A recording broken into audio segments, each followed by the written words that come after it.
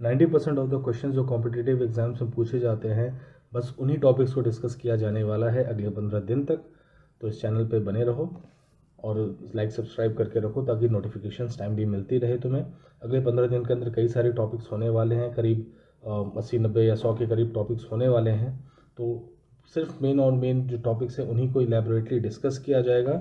So stay on the channel और हम video अब शुरू करते हैं। आज के वीडियो में हम डिस्कस करने वाले हैं प्लेटू और कोस्ट्स के बारे में। तो स्टार्ट करते हैं, चलो। प्लेटूज में सबसे इम्पॉर्टेंट जो है वो है डेक्कन प्लेटू। डेक्कन प्लेटू जो है मोस्टली हम देख सकते हैं ये कहाँ मिलता है हमें, तो ये महाराष्ट्र रीजन में मिलता है। यानी जो ये पर्टिकुलर हमारा इंडिया का रीजन है, यहाँ पर आप समझ सकते हो कि मराठा रीजन जो है वहाँ पर गुजरात के रीजन में बेसिकली ये जो पार्ट है करीब करीब यहाँ पर आपको मिलता है डेक्कन प्लेट्यू। अब डेक्कन प्लेट्यू जो है इसके कई सारे स्पेशल फीचर्स हैं। जैसे एक है ये क्रेटाशियस पीरियड का कहा जाता है। ये वो पीरियड है जब उस समय पृथ्वी के सतह पे आ रही थी ढेर सारी लावा, तरह तरह मतलब जगह जगह पे आ रही थी लावास। तो इस दौरान इस पर्टिकुलर एरिया पे यहाँ पर कहीं पर समझ लो आप कि आया निकला एक लावा, ठीक है। और ये लावा जो निकला ये निकला एक फिशर से। फिशर बेसिकली ये हुआ FISSURE फिशर्स। फिशर्स बेसिकली एक पतले से बिल्कुल टाइनी से स्पेस होंगे जिसके अंदर से लावा निकलेगा। एंड ऑब्वियसली इसके अंदर से जब लावा निकलेगा तो वो लावा थिक तो होगा नहीं, वो होगा थोड़ा तरल, थोड़ा लिक्विडिफाइड। तो वैसा लावा जो निकला वो आसानी से फैला और इन सभी एरिया में फैल करके ये फॉर्मली डेक्कन प्लेटू का फॉर्मेशन होता है। बाद में यही लावा ये जब सॉलिडिफाई होता है तो ये बन जाता है बसाल्टिक रॉक्स। और बसाल्टिक रॉक्स जब समय के साथ जब वेदरिंग होता है और ये धीरे धीरे जा करके टूटता है तब ये बन जाता है क्या, तो ये बन जाता है ब्लैक सॉइल्स। तो हम ये जानते हैं कि इस एरिया में जो हमें मिलता है वो है मिलता ब्लैक सॉइल मिलता है। और ब्लैक सॉइल की खासियत क्या है? ब्लैक सॉइल जो है ये हमें यूज़ आता है किस तरह के एग्रीकल्चर में? तो बेसिकली इसका यूज़ आता है हमें कॉटन के एग्रीकल्चर में, फिर हमें शुगर केन के एग्रीकल्चर में, फिर ग्राउंडनट के एग्रीकल्चर में भी ये काम आता है। तो ये सारी चीज़ें हमें मिलती हैं ब्लैक सॉइल से, जो कि मिलता है कहाँ, तो हमारे डेक्कन प्लेट्यू में। तो एरियाज जैसे यहाँ पर देख रहे हो आप, ये सारे एरियाज हैं जहाँ पर ये डेक्कन प्लेट्यू फैला हुआ है। नेक्स्ट आते हैं हम मालवा प्लेट्यू। मालवा प्लेट्यू पे इसके पहले हम क्लियर कर लेते हैं। और मालवा प्लेट्यू कहाँ पर है? तो मालवा प्लेट्यू समझ लो कि ये जो है ये करीब करीब कुछ इस एरिया पर है, ठीक है। यहाँ पर है ये मालवा प्लेट्यू। और मालवा प्लेट्यू जो है ये भी एक वोल्केनिक प्लेट्यू है। ये भी वोल्केनिक प्लेट्यू है, ये भी वोल्केनो के इरप्शन के कारण ही बना है। और ये प्लेट्यू जो है इस प्लेट्यू में भी इस वजह से समझ लो कि ब्लैक सॉइल ही मिलता है, बसाल्टिक रॉक है, ब्लैक सॉइल मिलता है। और ये स्प्रेड कहाँ पर है? तो ये गुजरात, राजस्थान और MP के एरियाज़ में फैला हुआ है। देख सकते हो गुजरात, यहाँ पर राजस्थान और इधर MP, इन एरियाज़ में ये फैला हुआ है। नेक्स्ट आते हैं, नेक्स्ट इज़ काठियावाड़ प्लेट्यू। अब काठियावाड़ प्लेट्यू जो है ये आपको मोस्टली जो है मिलता है गुजरात में। Kathiawar plateau is mostly in Gujarat. और ये भी एक ब्लैक सॉइल है। इसमें भी आपको बसाल्ट रॉक के कारण, जो वोल्केनिक इरप्शन के कारण बना था, इस कारण से ये भी फॉर्म हुआ है काठियावाड़ प्लेट्यू। इसके बाद हाँ, एक और इम्पॉर्टेंट चीज़ मैं आपको मालवा प्लेट्यू के बारे में बताना भूल गया, ये इनके रिवर्स, केन, बेतवा, चंबल। इन रिवर्स के कारण ही हम जो बीहड़ का क्षेत्र देखते हैं, जो चंबल एरिया के बीहड़ काफ़ी फेमस है, तो बीहड़ का जो क्षेत्र है वो इन रिवर्स के कारण ही फॉर्म किया गया है। और गवर्नमेंट का एक प्रोजेक्ट भी है केन बेतवा रिवर्स को लिंक करने का, रिवर लिंकिंग प्रोजेक्ट। ये बेसिकली कनाल बनाना चाहते हैं, एक रिवर इधर बह रही है, एक रिवर इधर बह रही है, और इनके बीच से एक कनाल ये बनाना चाहती है गवर्नमेंट, ताकि इरिगेशन यहाँ पर इन सभी एरियाज़ में इरिगेशन में लोगों को मदद हो। बट पॉलिटिकल रीजंस के कारण और इन्वायरमेंटल रीजंस के कारण ये बार बार डिले होते जा रहा है। ये प्रोजेक्ट अभी भी स्टैंड स्टिल पे ही है। Okay, next is Bundelkhand plateau. अब बुंदेलखंड प्लेट्यू जो है ये कहाँ पर है? तो ये बेसिकली जो है यहाँ पर हमने जैसे देखा था, यहाँ पर था मालवा प्लेट्यू करीब, तो इसके नॉर्थ ईस्ट में पड़ता है Bundelkhand plateau. North east of Malwa plateau is Bundelkhand plateau. तो ये बेसिकली कहाँ पर एक्सटेंड करता है? तो ये एक्सटेंड करता है MP और UP के एरियाज़ में, ठीक है। इन दो एरियाज़ में ये करता है, इसलिए देख सकते हैं ग्वालियर, झांसी, सागर जो एमपी में है, ये सारी जगहों पे, ये सारी जगहें जो है वो बेसिकली बुंदेलखंड प्लेट्यू पे हैं। रिवर्स कौन सी फ्लो करती हैं, तो चंबल, यमुना और इसकी टेरिटरीज ट्रिब्यूटरीज जो हैं वो इस एरिया में फ्लो करती हैं। बुंदेलखंड का जो टोपोग्राफी है उसको कहते हैं bad land topography. Bad land topography कहते हैं बुंदेलखंड के एरिया को, जो कि फॉर्म होता है बेसिकली इन रिवर्स के कारण, चंबल, यमुना और इसकी ट्रिब्यूटरीज के कारण। और यहाँ पर इंटरेस्टिंगली, जैसे अभी तक हम देख रहे थे सभी जगह जो हमें मिल रहा है, जिस तरह के रॉक्स मिल रहे हैं वो मिल रहे थे बसाल्ट, पर बुंदेलखंड प्लेटू में जो हमें मिलता है वो मिलता है ग्रेनाइट। बुंदेलखंड प्लेटू में मिलता है ग्रेनाइट, और ग्रेनाइट जो मिलता है वो बेसिकली जिस प्रोसेस के कारण मिलता है उस प्रोसेस को कहते हैं एक्सफ्लोएशन। एक्सफोलिएशन जो एक प्रोसेस है उसके कारण मिलता है हमें ग्रेनाइट रॉक्स। एक्सफोलिएशन मतलब ये बेसिकली समझ लो एक फिजिकल वेदरिंग का प्रोसेस है। जिस तरह प्याज की परत दर परत निकलती रहती है उसी तरह से फिजिकल वेदरिंग के कारण इनके भी एक परत दर परत निकलती है और ग्रेनाइट रॉक्स इस तरह से सामने की ओर आती हैं। तो ये इंपॉर्टेंट चीज़ है बुंदेलखंड प्लेटू के बारे में भी हमने जान लिया है। अब हम आगे बढ़ते हैं नेक्स्ट प्लेट्यू की ओर। नेक्स्ट इज छोटा नागपुर प्लेट्यू, और इसको तो बहुत लोग जानते ही होंगे जो बिहार झारखंड तरफ के हैं, क्योंकि ये बेसिकली फैला हुआ है झारखंड में। झारखंड में भी फैला हुआ है, बिहार में भी फैला हुआ है। बिहार में किधर फैला हुआ, तो सदर्न बिहार में, जो कि गया और जमुई ये सब एरिया है उधर फैला हुआ है। यहाँ पर जो सॉइल मिलती है वो मिलती है लैटेराइट सॉइल। यहाँ की सॉइल है लैटेराइट सॉइल छोटा नागपुर प्लेट्यू की। और क्या क्या इसमें मिनरल्स मिलते हैं, तो ये सारे मिनरल्स जो हैं मिलते हैं कोल, आयरन, बॉक्साइट, माइका, कॉपर, ये सारी चीज़ें मिलती हैं। छोटा नागपुर प्लेटो जो है इसको हम लोग कहते हैं इमर्जिंग प्लेट्यू। इमर्जिंग प्लेट्यू भी कहते हैं क्योंकि ये धीरे धीरे ऊपर की ओर उठ रहा है, इसलिए इसको इमर्जिंग प्लेट्यू भी कहते हैं। और इसको इसकी जो रेजुविनेटेड प्लेट्यू भी कहते हैं, कि रेजुविनेटेड प्लेट्यू भी कहते हैं इसको। इसके अलावा जो है ये इसका जो फॉर्मेशन है वो पॉलीसाइक्लिक स्ट्रक्चर है बेसिकली इसका, इस प्लेट्यू का। छोटा नागपुर प्लेट्यू आप समझ लो इस जगह पे हो रहा है, ये जहाँ पर हमारा बिहार झारखंड का एरिया है, यहाँ पर झारखंड के एरिया में यहाँ पर हो रहा है, हमें मिलता है छोटा नागपुर प्लेट्यू। और छोटा नागपुर प्लेट्यू में लेटराइट सॉइल तो है, लेकिन यहाँ पर हमें ग्रेनाइट रॉक्स भी मिलते हैं और अच्छी खासी तादाद में मिलते हैं ग्रेनाइट रॉक्स। तो इसलिए भी छोटा नागपुर प्लेट्यू जो है ये इम्पॉर्टेंट हो जाता है। और एक और बात इसके बारे में, चूँकि यहाँ पर भी एक्सफोलिएशन होता है, चूँकि ग्रेनाइट रॉक मिल रही है तो यहाँ पर भी एक्सफोलिएशन होता है। तो एक्सफोलिएशन होने के कारण भी इसको, इस एरिया को एक और नाम दिया जाता है पैट रीजन। पैट रीजन नाम से भी ये जाना जाता है। तो एग्ज़ाम में अगर पूछ दे तो आपको पता होना चाहिए कि पैट रीजन कहते हैं छोटा नागपुर प्लेट्यू को। Next is Baghelkhand plateau. अब बघेलखंड प्लेट्यू जो है ये बेसिकली आपको मिलता है east of Maikal mountains. East of Maikal mountains पे है बघेलखंड प्लेट्यू। और बघेलखंड प्लेट्यू जो है एमपी, यूपी इन एरियाज़ में एक्सटेंड करता है। यहाँ पर जो रॉक्स का है स्ट्रक्चर वो लेयर्ड रॉक्स है, ठीक है, लेयर्ड रॉक्स हैं। और लेयर्ड रॉक्स जो हैं वो बेसिकली जो आपको विंध्या रेंज है, विंध्या रेंज के लेयर्ड रॉक्स हैं, विंध्या रेंज के लेयर्ड रॉक्स हैं। और सिटीज़ यहाँ पर क्या क्या हैं, तो इम्पोर्टेंट सिटीज़ जैसे यूपी और एमपी है, तो ऑब्वियसली यहाँ पर जो उन्हीं के शहर हैं तो वो हैं जैसे रेवा, आपने रेवा का नाम सुना होगा, फिर सतना का नाम आपने सुना होगा, चित्रकूट का नाम आपने सुना होगा। चित्रकूट जो है ये भी बघेलखंड में ही आता है। Next is Meghalaya plateau. अब मेघालय प्लेट्यू बहुत इंपॉर्टेंट हो जाता है क्योंकि ये एक आर्कियन ग्रुप का प्लेट्यू है। अब आर्कियन ग्रुप क्या होता है, आर्कियन ग्रुप वो ग्रुप ऑफ प्लेट्यूज़ हैं जो कि बहुत ही एंशियंट है, जो कि पृथ्वी बनने के बहुत ही अर्ली स्टेजेस के माने जाते हैं कि ये प्लेट्यूज़ एग्जिस्ट करते थे। तो आर्कियन ग्रुप वैसे प्लेट्यूज़ होते हैं जो कि बहुत ही एंशियंट होते हैं। इनफैक्ट मेघालय प्लेट्यू को दुनिया का सबसे पुराना प्लेट्यू भी माना जाता है। तो मेघालय प्लेट्यू जो है ये कहाँ है, तो ये नॉर्थ ईस्ट इंडिया में है हमारे। और इस यहाँ पर जो मिलते हैं वो मिलते हैं ग्रेनाइट, ऑफ कोर्स ग्रेनाइट मिलते हैं। और ग्रेनाइट के साथ साथ यहाँ पर मिलता है हमें नीस भी, इसको नीस प्रोनाउंस करते हैं, गिनीस नहीं।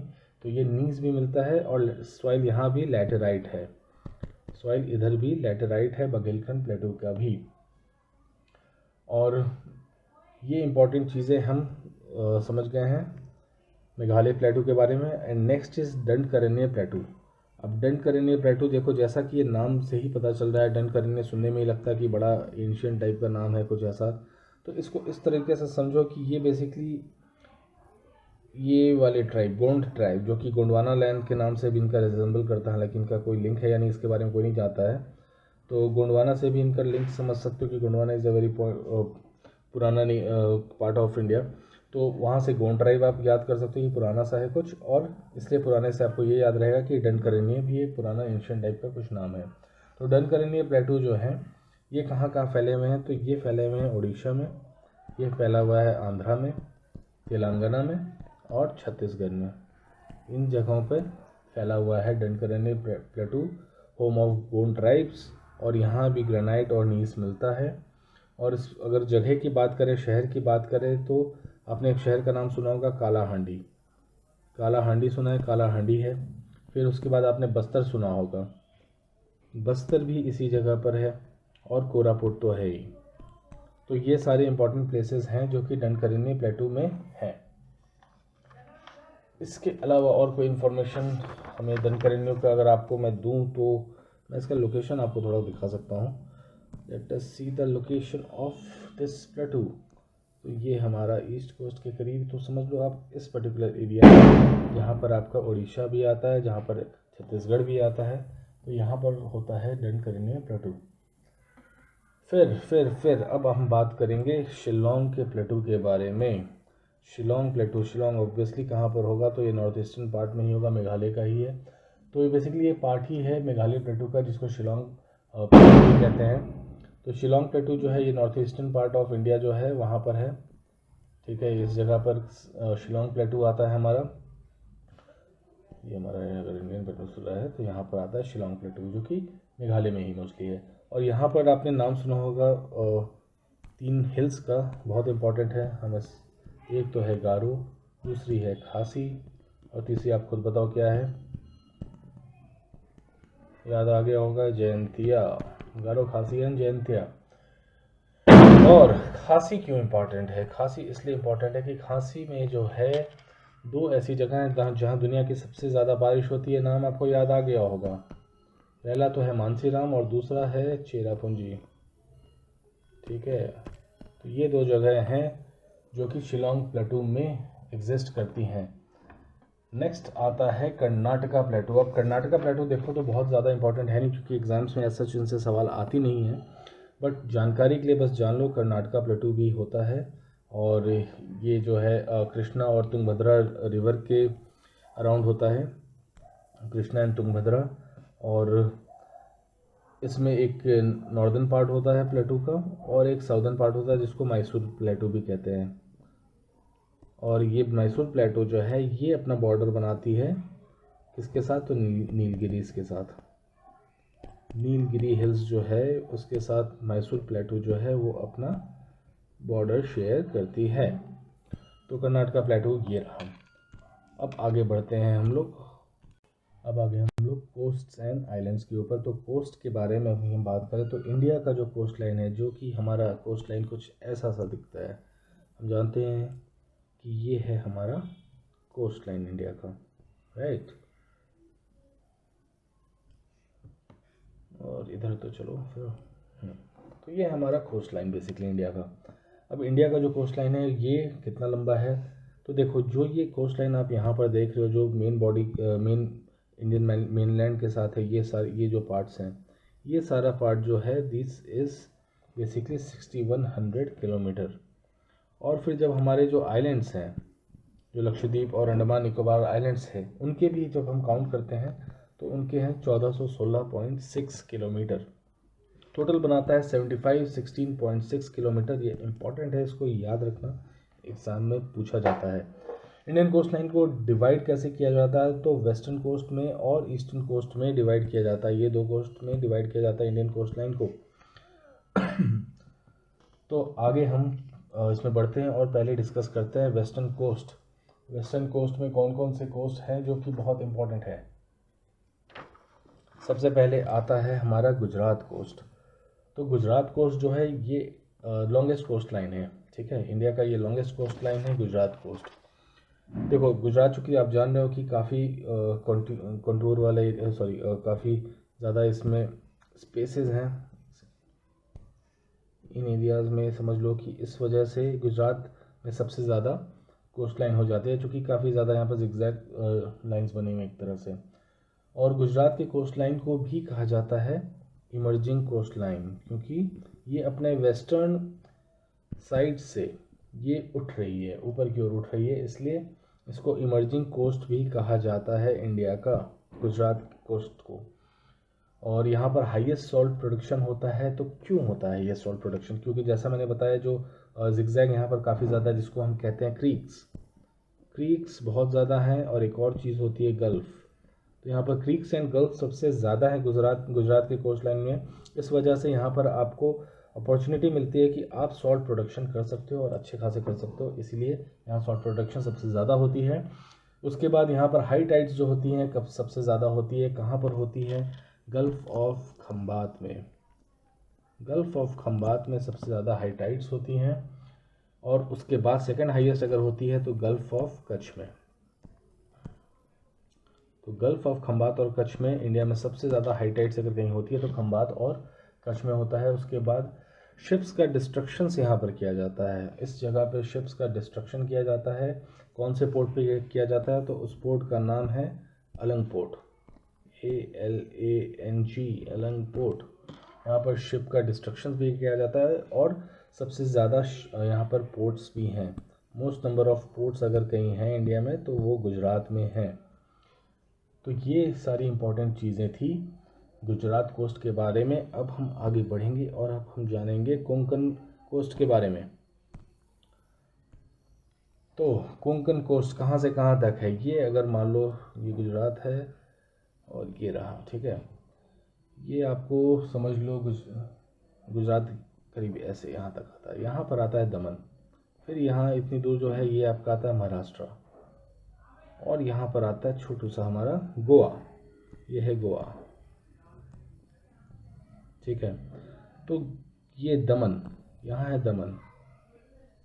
अब दमन से लेकर के गोवा इतनी दूर तक का जो ये दूरी है, ये है बेसिकली कोंकण कोस्ट। इस लंबे स्ट्रेच को हम लोग कोंकण कोस्ट से जानते हैं। और कोंकण कोस्ट की इम्पोर्टेंट फैक्टर्स अगर हम जानें तो एक है कि कोंकण रेलवे, हम यहाँ पर जैसे फॉर्मेशन हुआ था 1996 में, कोंकण रेलवे के बारे में जानते हैं, जो कि चलता है कहाँ से? तो ये एक रोहा नाम की जगह है, रोहा से चलती है ये। और ये कहाँ तक चलती है? तो ये चलती है मैंगलोर तक। कोस्ट लाइन गोवा तक है, लेकिन रेलवे लाइन जो है कोंकण वाली, वो गोवा से थोड़ी सी आगे बढ़ के कर्नाटका के मैंगलोर तक चलती है। तो इसमें कंफ्यूज नहीं होना है। और यहाँ पर कुछ नहीं तो करीबन 92 टनल्स हैं इस कोंकण कोस्ट के अलोंग। और ये एरिया किस लिए फेमस है? तो ये फेमस है अल्फोंसो मैंगो के लिए और कैश्यू के लिए। जो लोग गोवा गए हैं, खैर हमारा तो नहीं बना प्लान आज तक, बट जो लोग गोवा गए उन्हें पता है कैश्यू और कैश्यू से बनने वाली चीज़ों की महानता के बारे में।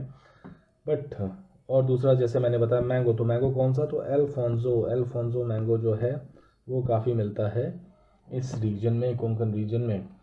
चलो अब नेक्स्ट आगे बढ़ते हैं हम लोग। कैनरा रीजन। कैनरा नाम सुनते ही आपको याद आ गया होगा कैनरा बैंक। तो हाँ, बिल्कुल गलत नहीं है, आप सही जा रहे हो। तो कैनरा रीजन बेसिकली कर्नाटका के रीजन को ही कहा जाता है कैनरा रीजन। कर्नाटका के जो रीजन, जो कोस्ट हैं, उनको कहा जाता है कैनरा कोस्ट। और यहाँ ये किस लिए फेमस है? तो यहाँ एक तो सबसे पहले कॉफ़ी बहुत मिलती है, साउथ की कॉफ़ी जैसे हम जानते ही हैं कर्नाटका की। और यहाँ भी मैंगो प्रोडक्शन के लिए ये एरिया फेमस है। और कैनरा कोस्ट का अगर कोई एक पोर्ट है जो सबसे इम्पोर्टेंट मेन पोर्ट है, वो है मैंगलोर पोस्ट। क्वेश्चन इसी के बारे में पूछा जा सकता है। नेक्स्ट आते हैं अब हम मालाबार कोस्ट के बारे में। मालाबार कोस्ट जैसा कि हम समझ सकते हैं कहाँ पर हो सकता है, तो वो होगा केरला के पास, बिल्कुल नीचे, ठीक है। यहाँ इतनी दूर मान लो, और ये था हमारा कोंकण कोस्ट, फिर थोड़ी दूर यहाँ पर था हमारा कैनरा कोस्ट, और ये नीचे आता है हमारा मालाबार। तो Malabar coast, coast of Kerala, किस लिए खासियत ये फेमस है, तो ऑफ कोर्स हम लोग जानते हैं केरला के स्पाइसेस, केरला की कोकोनट, कैश्यू और रबर, ये सारी चीज़ों के कारण ये फेमस है। यहाँ सबसे इम्पोर्टेंट बात, मानसून सबसे पहले दस्तक कहीं देता है तो यहीं देता है जनाब, यहीं मिलता है। और हाईएस्ट नंबर ऑफ लगून्स हैं, अगर पूरे देश में सबसे ज़्यादा लगून्स हैं तो बस यहीं हैं, यहीं हैं, यहीं हैं। सॉइल के बारे में एक बात जान लो, यहाँ सॉइल जो है, यहाँ के सॉइल भी लैटेराइट सॉइल है, दैट इज़ इट। तो मालाबार कोस्ट के बारे में ये इम्पोर्टेंट चीज़ें हैं, इसको याद रखना, एग्ज़ाम में पूछी जा सकती हैं। अब हम आगे बढ़ें, कहाँ बढ़ें, तो देखता हूँ, बताता हूँ।